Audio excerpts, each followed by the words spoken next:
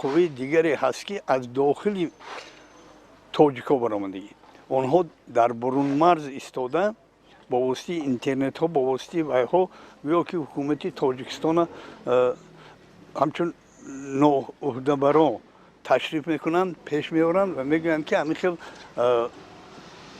гӯё ки чӣ гуфта, лекин ин қувваи фикраш хато. имрӯзҳо ҳукумати тоҷикистон нисбати ҳамин масъала бисёр ҷидду ҷаҳду талош дорад. мо айнан дида истодаем, мана шоҳид ҳастем, мо дур нестем, мо дар хориҷи кишвар нестем ва он насиҳатиҳое ки берун аз кишвар фирор кардаанд имрӯз мехоҳанд ки бо воситаи ҳамин ҳам як роҳи муноқиша нисбати давлат, нисбати мардума аз давлат дилхӯркунӣ баъзе ақидаҳои худа паҳн карда истодам.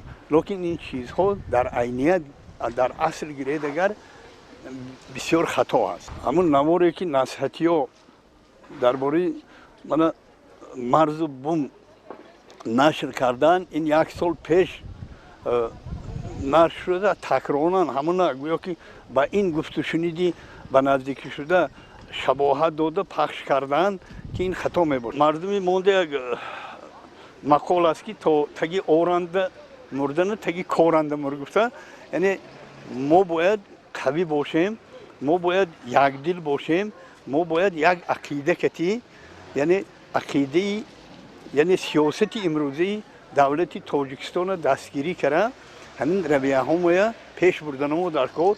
мо умед ва боварӣ ба худи яъне сиёсати имрӯзаи давлат дорем.